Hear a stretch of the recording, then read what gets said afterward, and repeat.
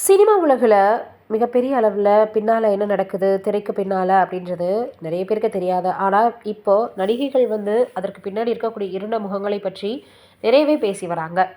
தற்போது பல பிரபல நடிகைகள் தங்கள் ஆரம்ப கால அனுபவங்களை வெளிப்படையாக பகிர்ந்து வராங்க. அதில் ஒரு சம்பவத்தை இந்தியாவில் மிக பிரபலமான நாகினி தொடரின் வில்லி கதாபாத்திரத்தில் நடிகை மௌனி ராய் சமீபத்தில் நடிச்சிருந்தது சர்ச்சை கிளப்பியிருந்துச்சு. நாகினி தொடரின் புகழும் வெற்றியும் மௌனி ராய் தனது தனித்துவமான நடிப்பால் இந்தியில் வெளியாகி பல மொழிகளில் டப்பிங் செய்யப்பட்ட நாகினி தொடரில் வில்லி கதாபாத்திரத்தில் நடித்தாங்க.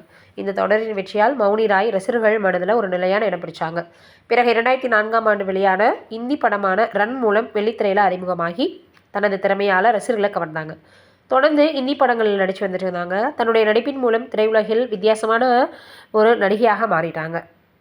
தற்போது சிரஞ்சீவி நடிக்கக்கூடிய விஸ்வம்பரா அப்படின்ற படத்தில் சிறப்பு பாடல் ஒன்றில் நடித்து டோலிவுட்லையும் அறிமுகமாகியிருக்காங்க. சினிமாவில் ஆரம்ப கால அனுபவம் பற்றி அவங்க சில விஷயங்களை சொல்லியிருக்காங்க.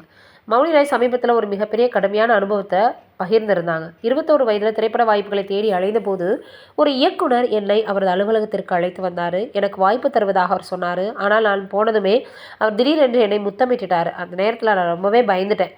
இந்த சம்பவம் என்னுடைய மனதில் ஆழ்ந்த பாதிப்பை ஏற்படுத்தியிருக்கு அப்படின்னு சொல்லியிருக்காங்க. இந்த அனுபவத்திற்கு பிறகும் திரைக்காட்சிகளில் இருந்த பல அவமானங்கள், கசப்பான நிலைகள் மற்றும் விமர்சனங்களை அவங்க சந்திச்சிருக்காங்க.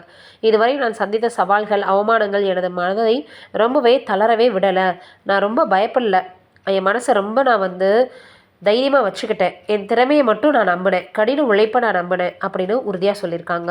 சமூக ஊடகங்களில் வைரலான மௌனி ராயினுடைய இந்த வெளிப்படையான கருத்து ரசிகர்களை மிகப்பெரிய அளவில் அதிர்ச்சியில் ஆழ்த்தியிருக்குது.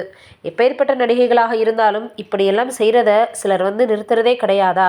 இதற்கெல்லாம் என்னதான் ஒரு முடிவு அப்படின்னு பலருமே பலவிதமான கமெண்ட்டுகளை பதிவு பண்ணி வந்துட்டுருக்காங்க. நீங்கள் என்ன நினைக்கிறீங்க இது போன்ற விஷயங்களை பற்றி அப்படின்றத மறக்காமல் கமெண்ட்டில் சொல்லுங்கள்.